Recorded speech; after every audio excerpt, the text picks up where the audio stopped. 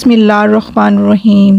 السلام علیکم، میں ہوں تفسیر پوائنٹ سے۔ حضرت کمیل بن زیاد بیان فرماتے ہیں کہ حضرت امیر المومنین حضرت علی رضی اللہ تعالیٰ عنہ نے میرا ہاتھ پکڑا اور صحرا کی طرف چلنا شروع کر دیا۔ وہاں پہنچ کر آپ ایک جگہ تشریف فرما ہو گئے۔ آپ نے ایک لمبا سانس لیا اور ارشاد فرمایا، اے کمیل بن زیاد، دل میں ایک ظرف ہے اور اس میں سے بہترین ظرف وہ ہے جو زیادہ علم محفوظ رکھنے والا ہو۔ میں تمہیں جو بات بتا رہا ہوں اسے ازبر رکھنا۔ انسان تین قسم کے ہیں، ایک عالم ربانی، دوسرا وہ طالب علم جو نجات کے رستے پر چل رہا ہے، تیسرا وہ مہین اور حسیس لوگ جو ہر شور مچانے والے کے پیچھے چل پڑتے ہیں اور جدھر کی ہوا دیکھتے ہیں ادھر ہی کو رخ کر لیتے ہیں۔ انہوں نے نہ تو علم کے نور ہی سے کوئی روشنی حاصل کی، نہ ہی کسی مضبوط مددگار کی پناہ حاصل کی۔ علم مال سے بہتر ہے، علم تمہاری حفاظت کرتا ہے جبکہ مال کی حفاظت تمہیں کرنی پڑتی ہے۔ علم عمل کرنے سے بڑھتا ہے اور مال خرچ کرنے سے کم ہوتا ہے۔ عالم ربانی کی محبت دین ہے جس کا اللہ کے ہاں بدلہ ملے گا۔ علم نافع کی وجہ سے عالم کی زندگی میں اس کی بات تسلیم کی جاتی ہے اور وہ وصال کے بعد اس کی تکریم کی جاتی ہے۔ جب مال ضائع ہو جاتا ہے تو زر کے کرشمے اور اس کی اساس پر چلنے والے لوگ بھی ختم ہو جاتے ہیں۔ مال کے خزانے جمع کرنے والے زندہ بھی ہیں تو وہ اہل نظر کی نزدیک مردہ شمار ہوتے ہیں، اور علماء دنیا سے جانے کے بعد بھی زمانے کی حیات تک زندہ رہیں گے۔ ان کے جسم کو دنیا سے رخلت کر جائیں گے لیکن ان کی عظمت کے نقوش دلوں میں قرار پذیر رہیں گے۔ آپ نے اپنے سینے کی طرف اشارہ کیا اور فرمایا، غور سے سنو، اس جگہ ایک قوی علم ہے، کاش اس علم کو اٹھانے والا مجھے میسر آ جائے۔ اب یا تو ایسے لوگ ملتے ہیں جن کا دماغ تو تیز ہے لیکن ان کے دلوں میں تقویٰ و اطمینان نہیں، یہ دین کے اسباب کو دنیا کے لیے بروئے کار لاتے ہیں۔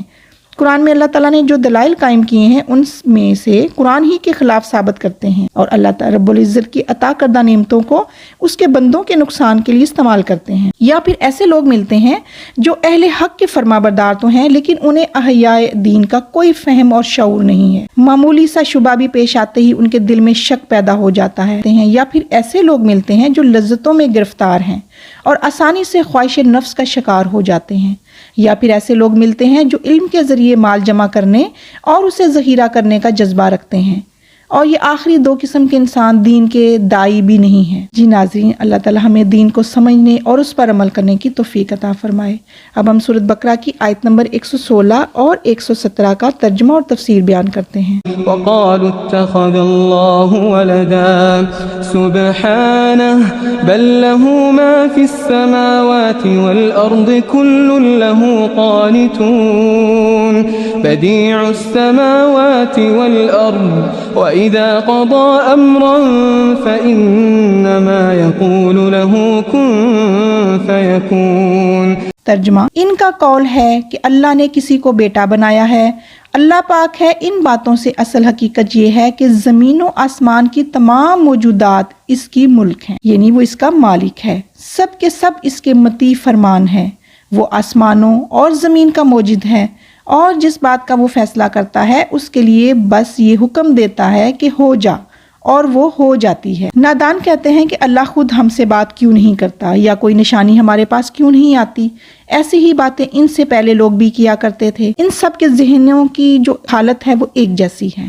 یقین دل لانے والوں کے لیے تو ہم نشانیاں صاف صاف نمایاں کر چکے ہیں۔ یہ قول کہ اللہ نے کسی کو بیٹا بنایا ہے، یہ صرف عیسائیوں کا ہی عقیدہ نہیں جو وہ حضرت مسیح کے بارے میں رکھتے تھے، بلکہ خود یہودی بھی حضرت عزیر کے بارے میں یہی رائے رکھتے تھے، اور یہی عقیدہ مشرکین مکہ اللہ کے فرشتوں کے بارے میں رکھتے تھے۔ قرآن کریم نے یہاں ان فرقوں کے عقیدے کی تفصیلات بیان نہیں کی کیونکہ یہاں اجمالی بحث مطلوب تھی۔ اس وقت جزیرہ عرب میں تحریک اسلامی کا راستہ روک کے کھڑے تھے۔ تعجب ہے کہ آج بھی عالم اسلام میں اسلام کی راہ میں یہی تین فرقے کھڑے ہیں، یہودی بین الاقوامی عصمانیت کے روپ میں، عیسائی بین الاقوامی صلیبیت کے روپ میں، اور عرب عالمی کمیونزم کی شکل میں۔ اس مشترکہ خصوصیت کے بیان میں یہودیوں اور عیسائیوں کا یہ دعویٰ خود بخود رد ہو جاتا ہے کہ صرف وہی اہل ہدایت ہیں، کیونکہ ہدایت کے اس عقیدے میں وہ مشرکین کے ہم مشرب ہیں، یعنی کہ وہ مل کر مسلمانوں کی راہ میں روڑے اٹکاتے ہیں۔ اس کے تصور اعلیٰ کے دوسرے سکیم و فاسد پہلوؤں کے بیان سے پہلے ہی اللہ تعالیٰ اپنے بارے میں اس کے مذکورہ بالا سکیم تصور سے اپنے پاکی بیان کرتے ہیں، اور بیان کرتے ہیں کہ اللہ تعالیٰ اس کی تمام مخلوقات کے درمیان تعلق کی نوعیت کیا ہے۔ سبحانہ بل له ما في السماوات والأرض كل له قانتون بديع السماوات السماوات والأرض وإذا قضى أمرا فإنما يقول له كن فيكون۔ اللہ پاک ہے، ان باتوں سے اصل حقیقت یہ ہے کہ زمین و آسمان کی تمام موجودات اس کی ملکیت ہے، سب کے سب اس کے مطیع فرمان ہے۔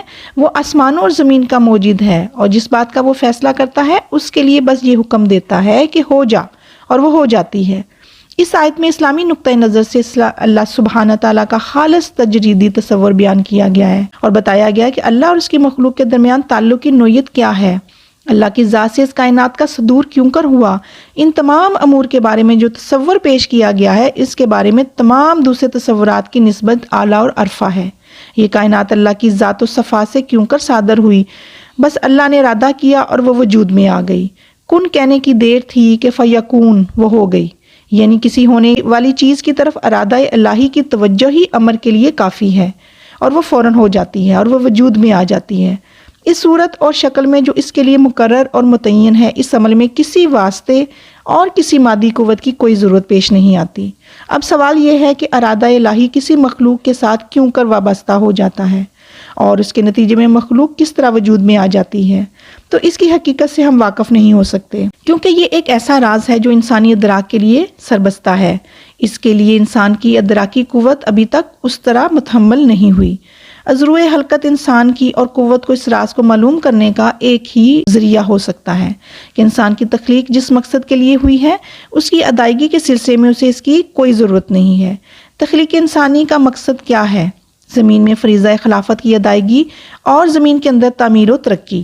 اللہ تعالیٰ نے اس کائنات کے قوانین قدرت کے اتنے ہی راز بتائے ہیں جن کی ان کو ضرورت تھی، اور جن کے بغیر وہ اپنے فرائض منصبی ادا نہیں کر سکتے۔ دوسری طرف سے ایسے رازوں سے بے خبر رکھا گیا جن کا مقصد تخلیق انسانیت یعنی خلافت کبریٰ کے ساتھ کوئی تعلق نہ تھا۔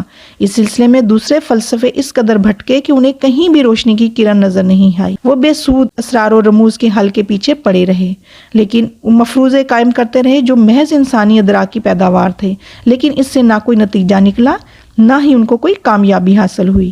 اللہ تعالیٰ نے انسانی ادراک کو سرے سے وہ ذرائع ہی نہیں دیے جن کے ذریعے وہ ان بھیدوں تک پہنچ سکے۔ مابعد کے ادوار میں بھی مسلمانوں میں سے جن فلسفوں یونانی فلسفے سے متاثر ہو کر فلسفیانہ مفروضات کے ذریعے سوچنا شروع کیا، وہ بے حد الجھن اور غلط بحث مباحث کا شکار ہو گئے، جیسا کہ اس سے پہلے اس کے اساتذہ یونانی فلسفے شکار ہوئے تھے۔ ان مسلم فلسفیوں نے اسلامی نظریہ فکر میں وہ مسائل داخل کر دیے جو ان کے مزاج ہی کے خلاف تھے، اور انہیں اسلامی نظریہ حیات کی حقیقت سے دور دور کا واسطہ نہیں تھا۔